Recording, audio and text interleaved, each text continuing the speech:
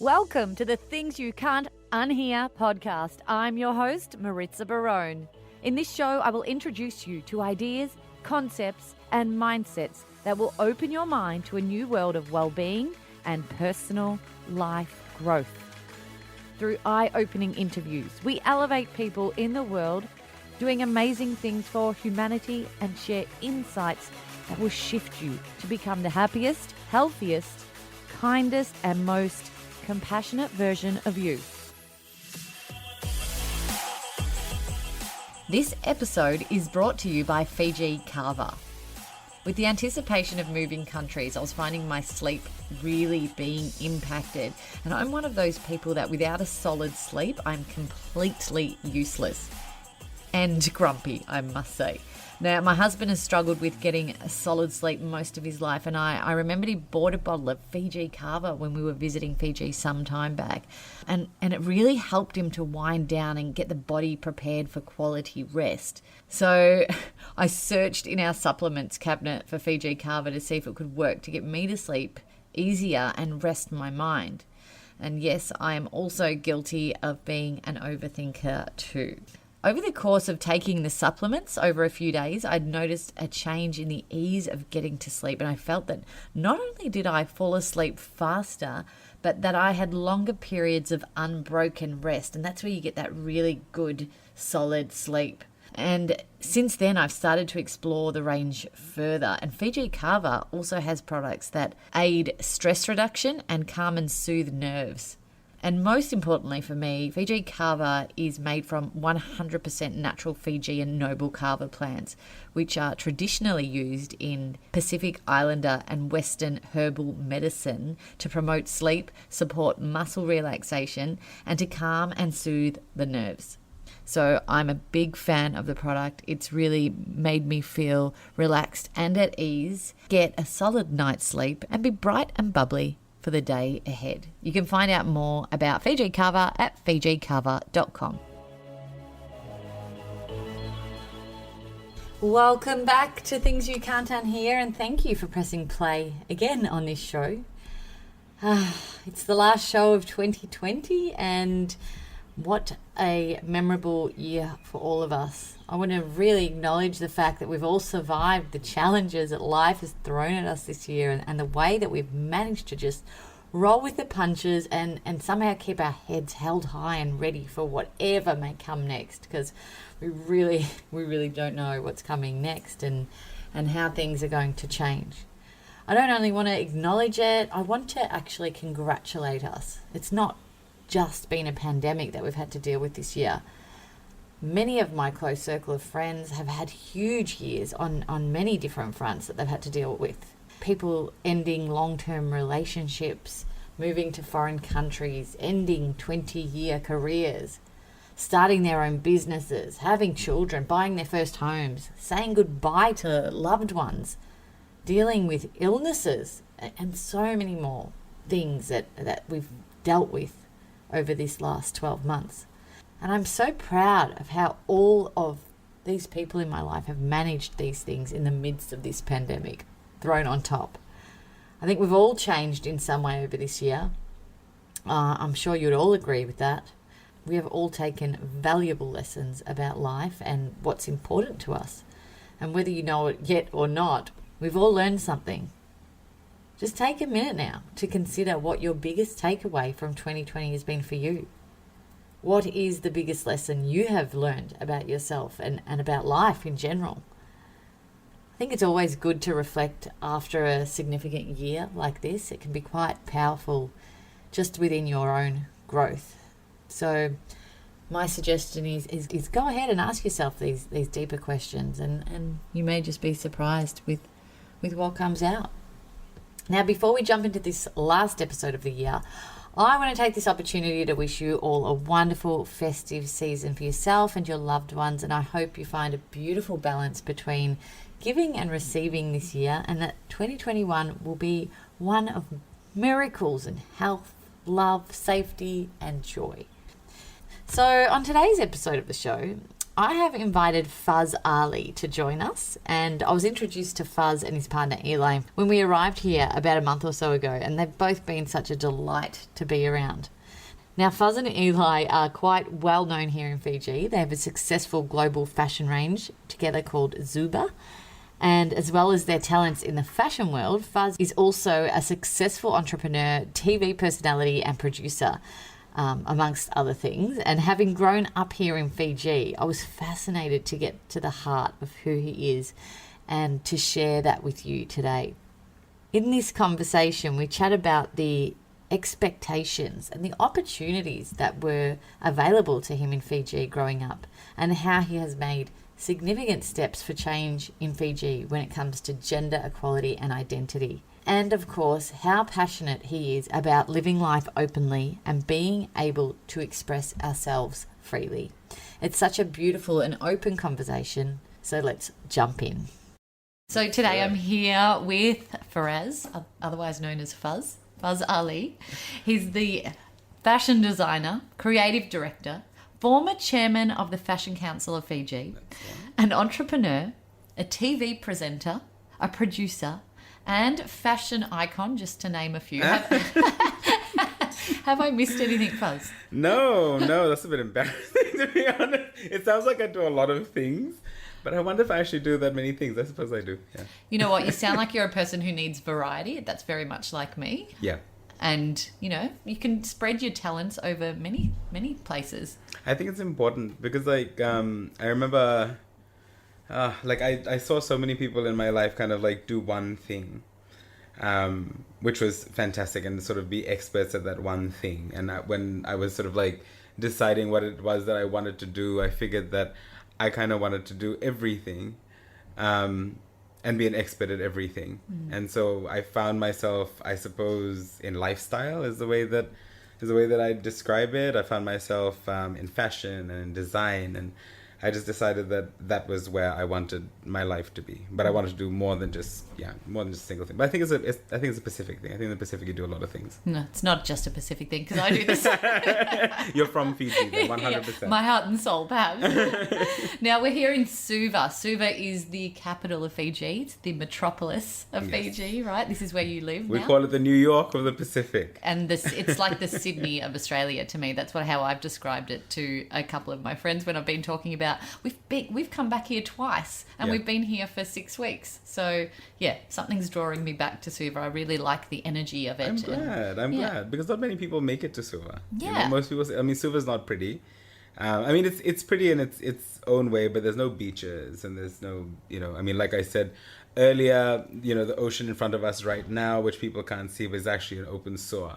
It looks pretty from where I'm standing, so it doesn't matter as long as we don't swim in it. Don't swim in it. No, but you're right. I've been here over 12 times and I've never come to Suva before. It's not really a holiday destination. It's more of a sort of a working hub, isn't it? It is 100% a working hub, and I think that it's just generally a city for locals. So it's a place where creatively people come to find their feet. Yep. I think that it's a place where people come to find what their chosen expression is and which direction to take it. And I think that it's also where people come to meet people. It's one of the few places in the Pacific that has a center. And I think that's important because I think cities are important. Yeah. Much like Sydney or Melbourne, for example. You go to a center to find things, to find people, to find your own voice. And I think that Suva is that place, not just for Fiji, I think it's that place for the whole Pacific. Yeah, I agree. It's brilliant. It's got a great energy, a great vibe. Now, this is our last episode of 2020 for Things You Can't Unhear podcast. I feel honoured. I know, right? It's been a very turbulent year for most of us, I would say. How would you describe the last 12 months in your life? This is a very good question. Turbulent, 100% turbulent. I think also, though, eye-opening, enlightening.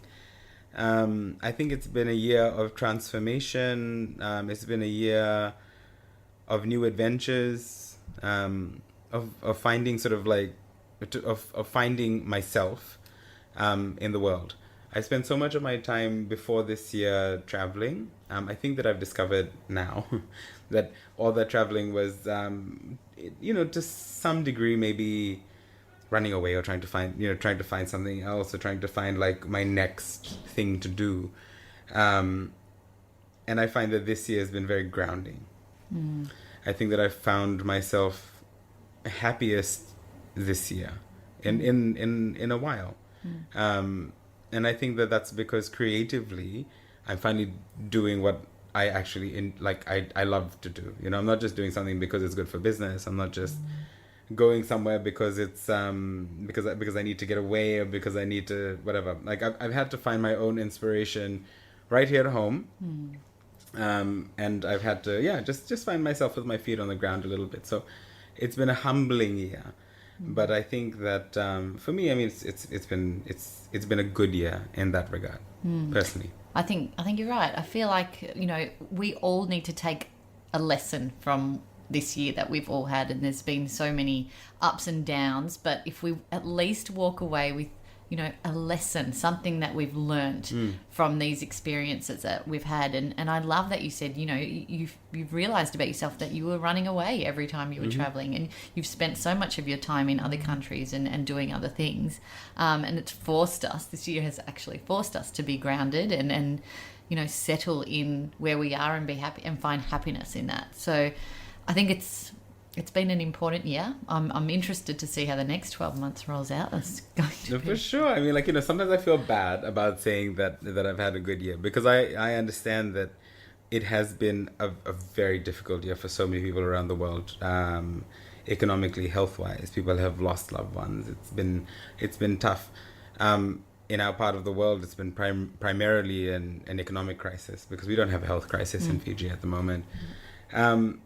But touch wood. Yes, touch wood, 100%. I'm waiting for this vaccine, guys. Yeah. But I think that it is important to acknowledge when something has been good, and I think that it's important to acknowledge when you have had sort of like a profound shift in the way that you view life, and that's been that year for me. When last year was closing.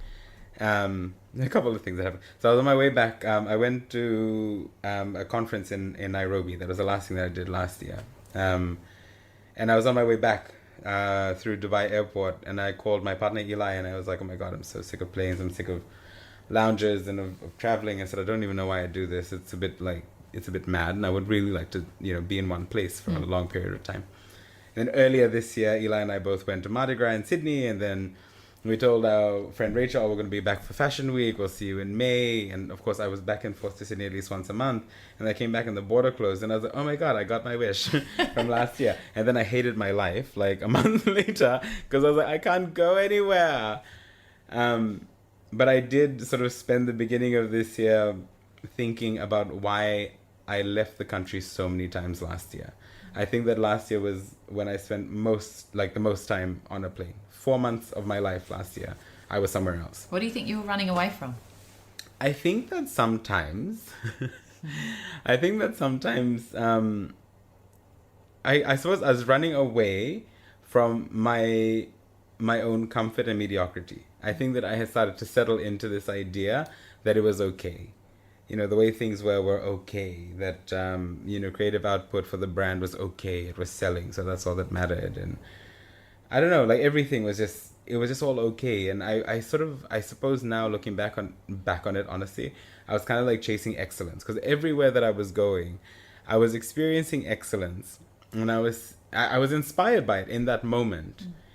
And then I would come back and I would think, oh, that was so nice. And I would kind of live off the high of that, One of the highlights, for last year was I went to Beirut. And it was the first time that I'd ever been to Lebanon. It was in February, I think, last year. Anyway, but I was like, oh my God, this place is like, it's amazing, and people are so creative, and there's so much beauty, because I think beauty is important, just generally speaking, for human beings. And I was like, oh wow, they're just so excellent. There's such a commitment here to excellence. And then I came home and talked about it, but I don't think I did anything about it. And then when it wore off, I wanted to go somewhere else. So I think that I went to New York. and then that wore off, and then I came back, and then I went to Israel, which was fantastic, and then I don't know, I kept It's like you going needed constant inspiration. constantly, and Yeah. just falling into that thing, because I'm always complaining, because I'm surrounded by young people because of the sort of work that I've been involved in here, and I'm always complaining about people who are younger than myself, that they're just like, it's like, oh my god, they need to be constantly stimulated. There's something wrong with them. That was me, I needed to be constantly stimulated through these sort of like adventures. Otherwise, I just wasn't happy. And I kept saying to Eli, we need to do something else. We need to get out of here. But then this year, I was here at home, the last place that I thought I would be able to find inspiration. Yeah. And I did. I did. And just created beautiful things, and it was good. Everything's been good. You found that happiness within yourself. Yes. I love that. Now, Eli, we've spoken about him a little bit already. Mm-hmm. You guys have sort of opened your arms to us here. We've spent a little bit of time with you over the last 4 or 5 weeks, and it's been so lovely. If he was to describe you, what would he say about you? Because I can't ask you to describe yourself. Probably I'll ask Eli's words to describe the type of person you are. Maybe 5 words that come to mind. 5 words. The first word would probably be stubborn. Severely stubborn, because it's one of those things where I make up my mind. I think he would say that I was creative. I don't know what else he would say about me. Headstrong. Everything would come back to being stubborn. Bossy. Generous. Thank you. Dreamer. Kind. Yes, dreamer. Okay, I'll take dreamer. Yeah. These aren't even his words. This is what I've noticed so far. You. So, no, it's beautiful. I want to know, I'm here, I'm doing this podcast, I'm talking to people who have lived here or grown up here or, passed through for a period of time. You've obviously grown up here. Mm-hmm. What was life like growing up in the Pacific, in a country like Fiji, living island life? It's a funny thing, we talked about Zuber, right? So it's when you grow up in Zuber, you don't feel like you're growing up on an island. It's a very sort of strange sensation. Like, theoretically, that you live in the middle of the Pacific. But the experience is quite different. I mean, one is the weather. It rains here all the time. A lot of people are always surprised to hear that. We rarely actually have sunny days like we're having today. It's perfect today. Oh, it's a beautiful day today. So we spend a majority of our time indoors, running away from the rain. But when I was growing up, Zuber was a very different place, I think. I think that it was a much more conservative place than it is today. I would like to hope that I've played some part in sort of the liberalization of the way that our world works around us right now in the city. But certainly, like, there was nobody like me in the public space. Like, there were no queer people in leadership positions, for example. Well, not openly queer people, at least, which is important. It's incredibly important for queer people to see other queer people in positions of authority, because it gives you license to to exist freely and openly. So in that way, it is a lot more conservative. We had less options, of course. Suva felt like a smaller city at the time. I think now it feels a little bit bigger. Creatively, there was always stuff happening, but we also grew up in a time of incredible instability. Between 1987, which is the year of my birth, to 2006, we had a total of 3 military coups and 1 civilian coup. We lived through a riot, the shutdown, the burning of the city, multiple things, which people don't ordinarily associate with the Pacific, or with Fiji for that matter. And I don't at all imagine that should define what this country is about. I think that there were moments in history that we just happened to live through. So there was always sort of like, it was like a start and stop, right? So there were moments of hope, and then that hope was like totally dashed. And then we're like, oh, okay, things are getting better again, and they would just completely fall flat again.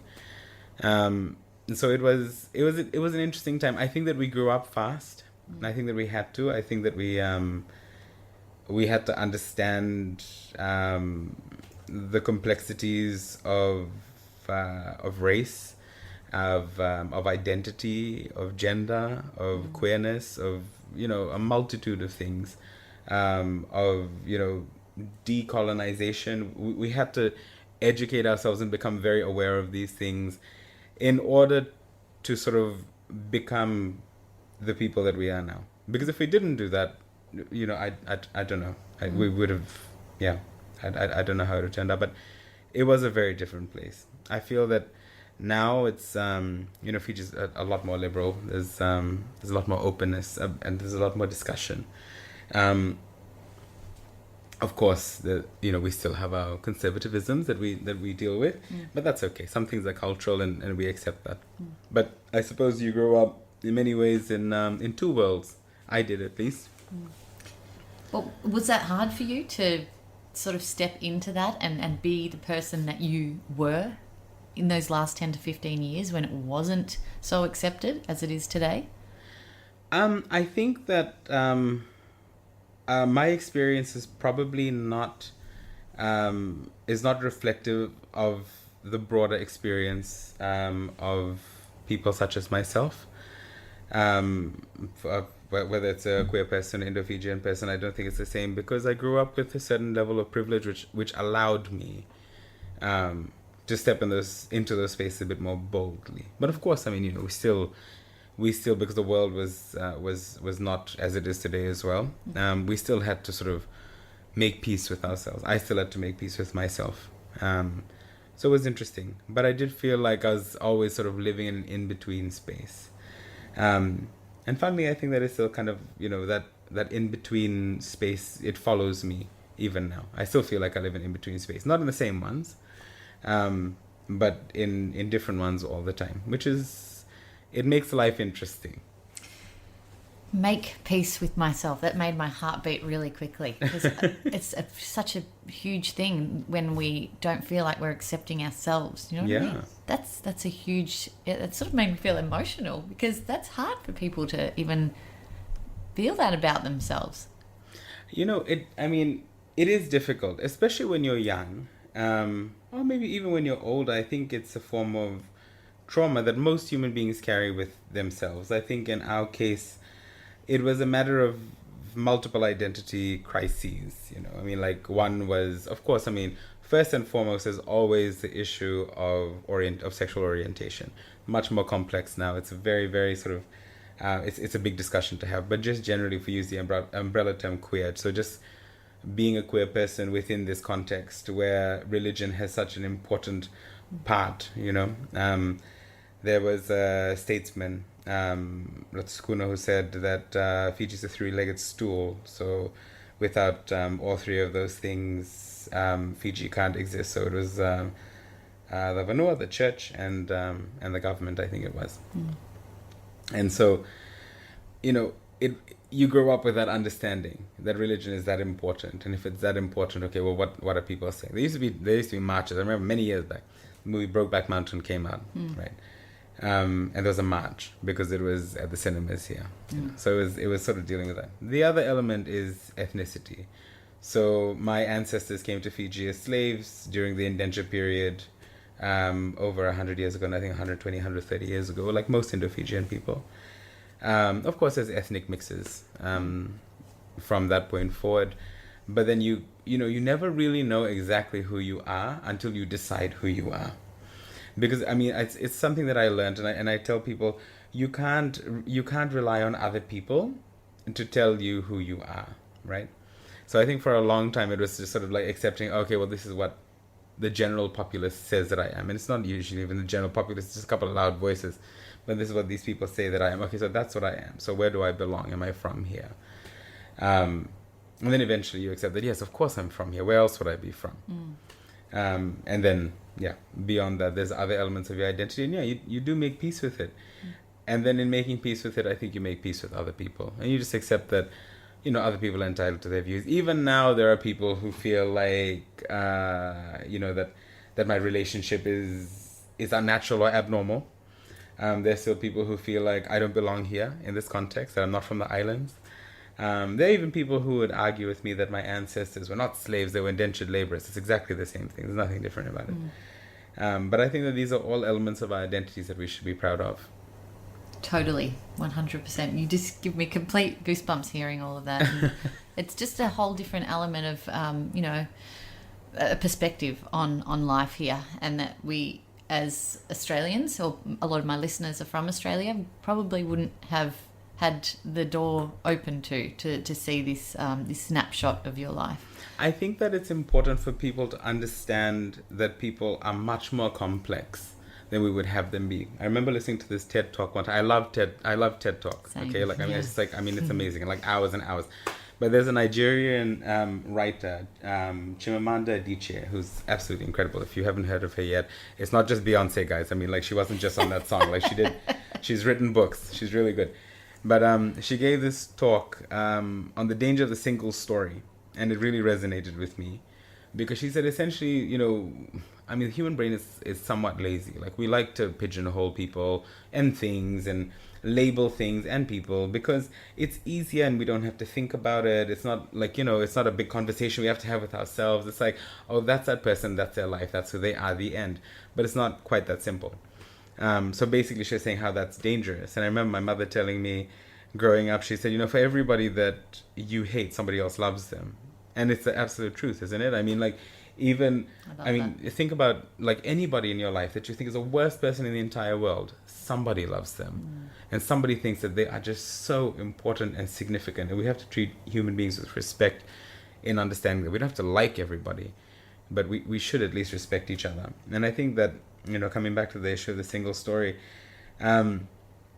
Fiji, and coming back to Fiji, very often people talk about Fijians as being the happiest people on earth, right? Like, there's hundreds of articles. And every time they come out, I get so upset. And I'll tell you why. It reduces us to being just happy. And, like, we're not just happy. Of course, if you walk around and you ask people in Fiji, are you happy? They'll say, of course, I'm happy. It's part of our culture. And it is very much a part of the fact that we have big families and support systems. And, there's so much about this place that's beautiful. But we also have an incredibly high rate of domestic violence in this country. We also have an incredibly high rate of child abuse in this country. We import at least 80% of our food. We have major issues. You know what I mean? And I'm not saying that we should focus on the major issues. I'm just saying that we shouldn't reduce our experience to just being happy. People will be surprised to learn that not everybody in Fiji feels, accepted and loved, and it's not that simple. So I think that the more we can talk about how we are a country of people who have diverse, broad experiences that are beautiful and ugly at the same time, then you kind of humanize us again. I love that. I think coming in from another country, there is an immediate perception that there's an opportunity to help the people here. Mm-hmm. And there's a lot of opportunity I see in just looking, and only been here 5 or 6 weeks. But yeah, I feel as though there's little things or big things that can be done quite easily that would help these big situations that you've raised. And that's something that I definitely want to explore as I stay here longer. And I think a lot of people have that in them. They want to help in some way. And you have that spirit within you. You've obviously helped many people with so many similar concerns that you've had about yourself or experiences. I think that it's just broadly important for everybody. It doesn't matter, anyone's station in life, to help. And not in a condescending way, and not in a, like, oh, you need help, so I'm gonna step in and sort of be there. But just find a problem and then find a solution to that problem. Very often we find solutions. It's an option, right? There's multiple solutions to problems depending on how you look at them. But I think find your solution to that problem and then just go with it. And sometimes it's not even about and this is where people get caught up. It's not even always just about money. Sometimes it's just about conversation. This is about being open to people. It's about presenting yourself as being open to people and being open to conversation. And I think that in particular, for myself, I'm very blessed in that I do have a public space in this world that we've created here in Fiji. And I don't want to be inaccessible. And that's, I think, what I'm most proud. I mean, the rest of the stuff is important. The fundraising and just being involved in that process is important. But I think what's always so important is just being available. People know I get messages from people on my Instagram, which is primarily my social media app of choice, from young people who are going through things.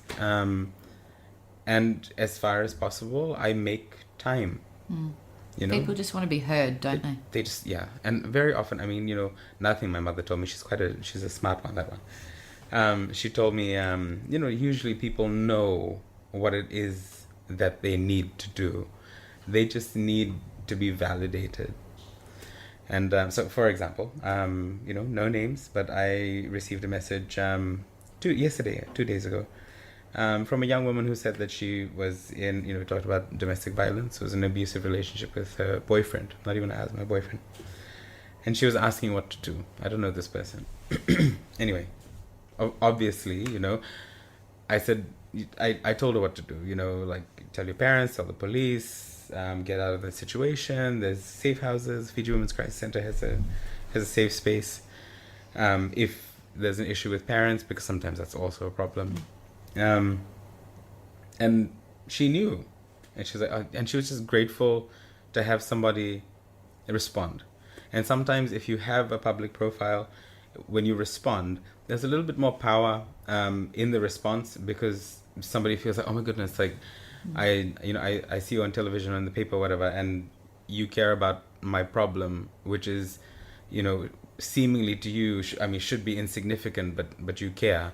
And I think that that's the very least that we can do as people, right? I mean, like, how long are we on this planet for? Not very long. So even the small interactions, even if you never see these people again, I think that the most generous thing that I've ever done, and anybody could do, is just be kind. So true.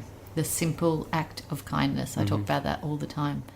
You've brought your mum up a couple of times. Is she one of your biggest role models? Yeah, she is, actually. She's an incredible human being. Like, beyond brilliant. My dad has been a very, very strong support for her. Both my parents are amazing. My mum lives a much more public life than my dad does. And she's done a lot. She's done a lot for women in this country. I think that's primarily the reason that I think that she's so amazing. She stood up to sort of be that woman in business and in commerce, when it was so difficult for women to do that here. One of the first women to carry her own surname. I also carry my mother's surname. She made little gestures, powerful gestures, which mattered here, which really mattered here. As soon as she was, was legally allowed to, she bought a house in her own name, which is not allowed for a long time, She is the founder of Women in Business, which is the sort of preeminent body for business women in this country. She's been the longest serving president of the Fiji Chamber of Commerce and Industry in Fiji, and the first woman. Earlier on, she was the youngest. She studied as an accountant. She didn't know what else to do, because she wasn't. She's actually, I'll tell you her story, because I actually like my mom's story. When my mom is one of 13 children, she grew up very, very fortunate. She came from a successful family of business people and pioneers in the bus and cinema industries in Fiji, from the town of Singatoka, which is absolutely gorgeous. But however, the boys could do whatever they wanted. The girls weren't allowed to. The girls had to get married. That was all females are raised to do at the time. And so my mother, she finished high school and wanted to go to university, and my grandmother said, you can't go to university, you're not married. So she stopped eating. And eventually she's already skinny. I will show you. I think they were scared she was going to die. So they, they sent her off eventually, to a university. And they said, you can go to uni, but you need to live with your brother, and you can't leave the country. If you want to go to university, you have to go to USB, which is a local university. So she was like, okay, fine, I'll go. So she was 2 weeks late for registration. And at the time, USB didn't have a whole bunch of courses available. And so she went to, and when she got to university, she realized she didn't actually know what she wanted to study. She just wanted to get She just wanted to get there. And so she got there and she looked at the form and she's like, oh, damn, I don't know what I want to do. So she went to the payphone, no mobile phones at the time, called her brother, who she was very close to, and said, what do I do? Like, do I study chemistry? Like, I was kind of good at that at school. And he was like, what do you want to do? And she was like, I want to run my own business, obviously. And then he was like, well, do accounting, because that was the option. And so it's she's like, not a wasted skill, right? It's not a wasted skill. So she went and she did accounting. She became then the youngest member of the Fiji Institute of Accountants, the first female member of the Fiji Institute of Accountants. She went on eventually to do a PhD after skipping her master's because her postgraduate results were so good at the University of Waikato in New Zealand. And in graduating, she did a PhD part-time, completed it in 3 years when it should have taken her 5 years. And she was the first practicing accountant to have graduated from that faculty. So she's just been like at the forefront of life for such a long time. And she's still such an advocate for women and girls. And she's an icon. She's an icon amongst women, and just broadly within the business community. And I'm very, very proud of her. I think that she's amazing. Do you feel blessed that she chose you to be her child, her only child? You know what? 100%, to be honest. It's been like, it's good. And we have such a good relationship. And I think that that's important. And my dad comes alongside. He doesn't always get it. He's a lot more, he's less fiery than the both of us are. Less fiery? Less fiery, yeah. For sure. But he's always supported the both of us in whatever it is that we do, which has been good. Yeah. Yeah. Amazing. She sounds like an incredible woman. She is. I'd love to meet her one day.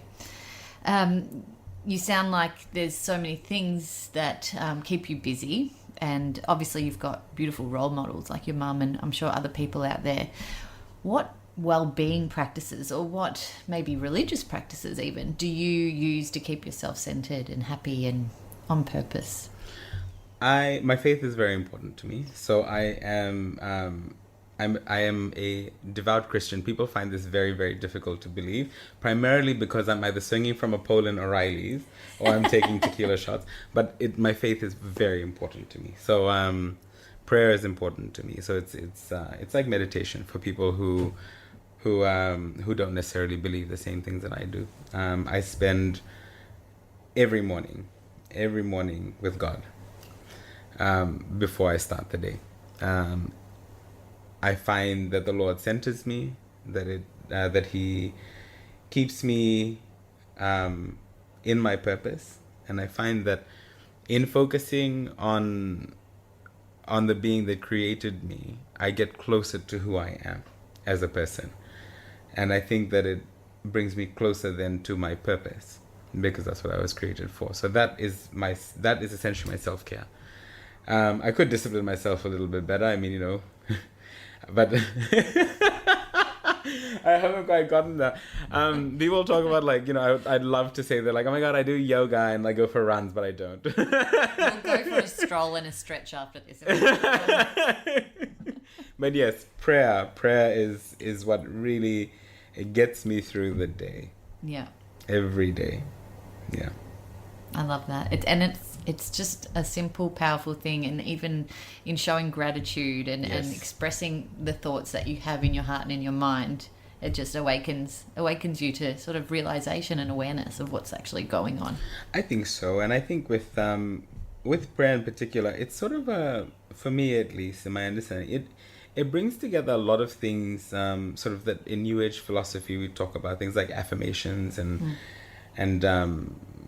expressing gratitude and putting things out into the world, Manifestation. That's a manifestation. I mean, essentially it's for me it's prayer. I start off just being thankful. Some mornings I don't want to pray. I mean, like, people think that, like, people who pray, like, wake up every morning and they're, like, super enthusiastic about, like, spending an hour just talking to God. But, you know, some mornings it's hard and some mornings I don't want to.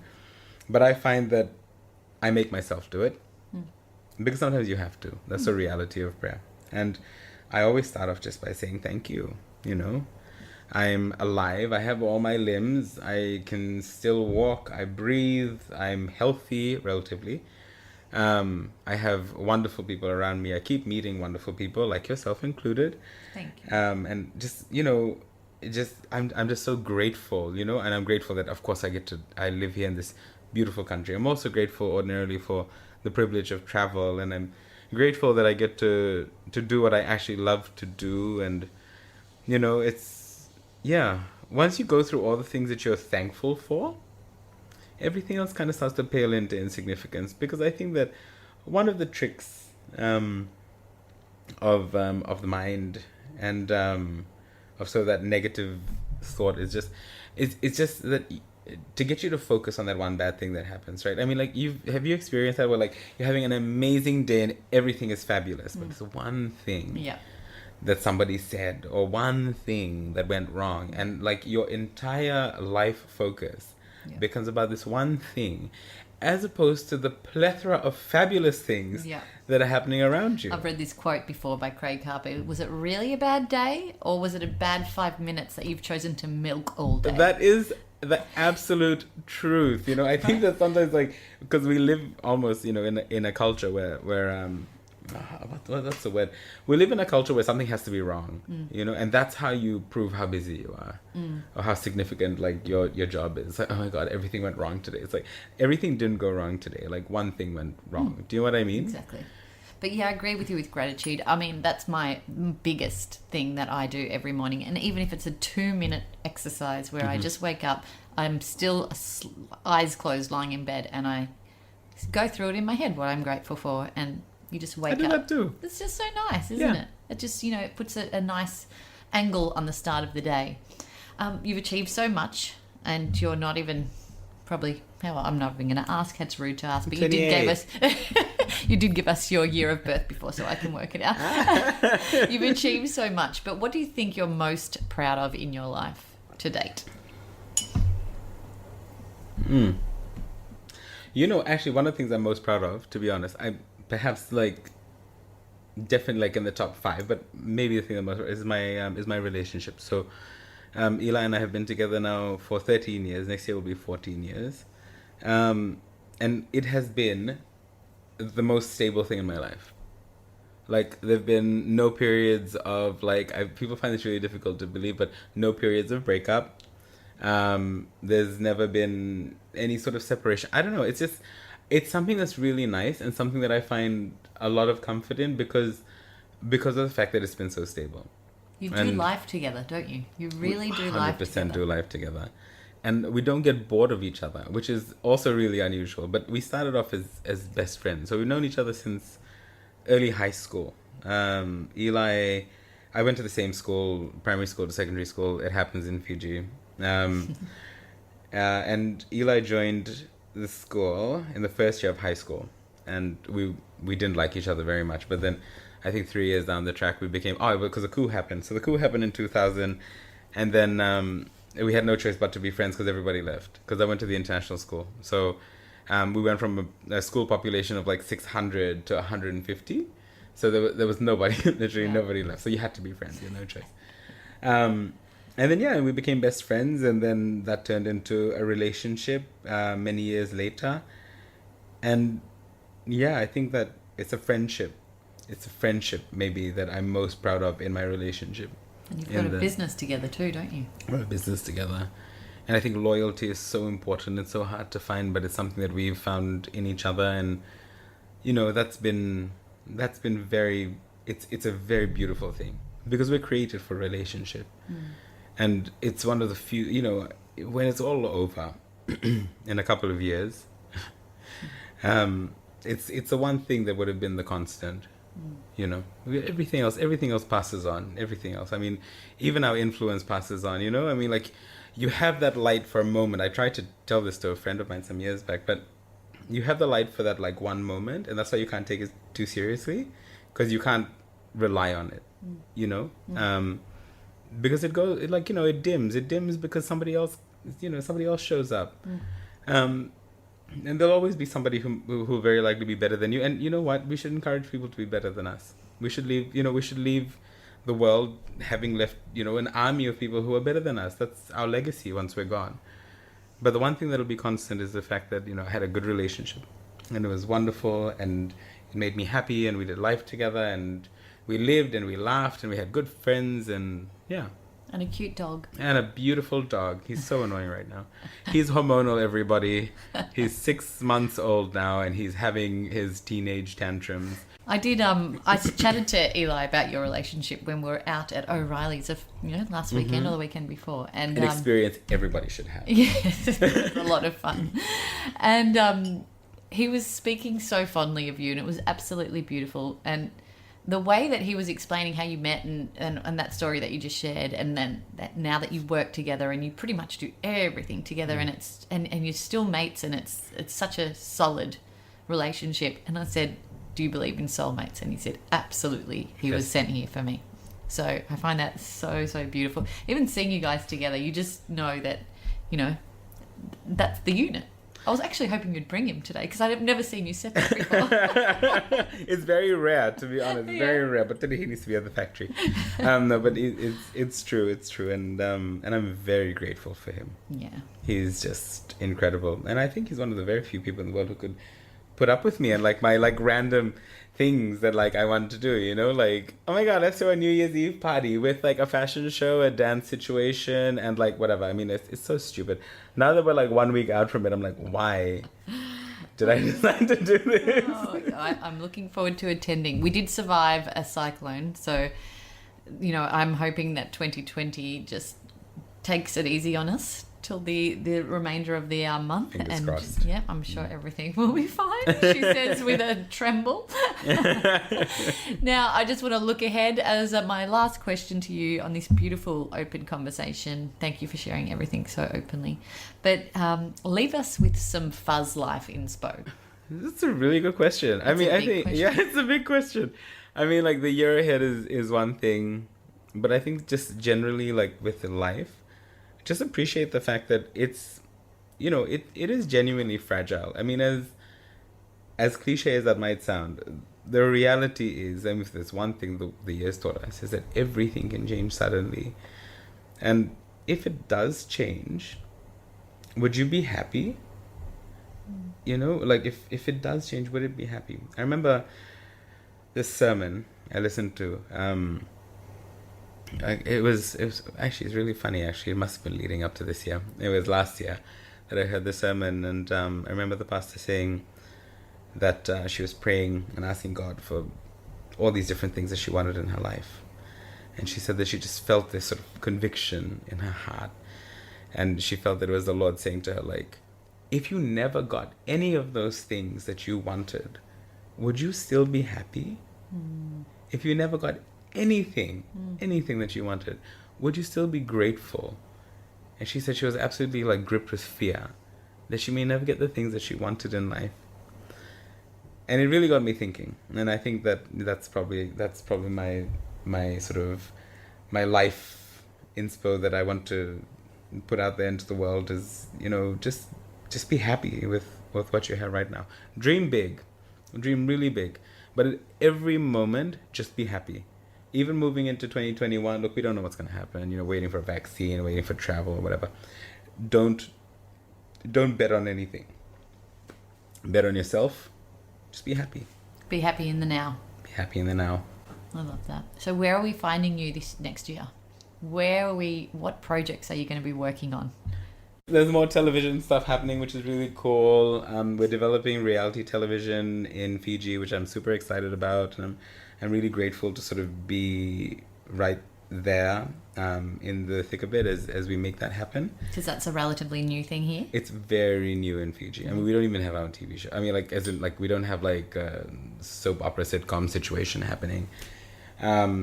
And so we're kind of working backwards in a way. So we're going to go reality television first and then see where we go from there. But I think that the most important thing to me is that, like I said to you before, Pacific stories need to be told. The truth of the Pacific needs to be told. We are so much more complex and interesting than what the world would have you believe. We're not just happy. We're creative and fun and angry and, sometimes a little bit scared and hopeful and innovative and resilient with so many things, And I think that if the world got to see us in reality, that'd be great. So that's my goal for the next year. And of course the brand. I love the brand, and the brand is doing so well, so getting closer to the brand would be good.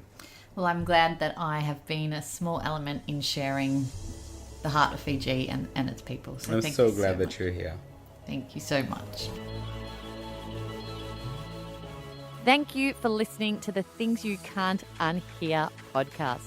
I'd love to keep the conversation going. Let us know what you thought of this episode, and if something profound came up for you that you want to share, let's talk about it. You can find me on Instagram at Things You Can't Unhear, or on my personal page at Maritza_Barone.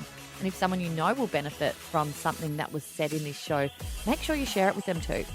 If you haven't already, hit the subscribe button and keep up to date with what's next.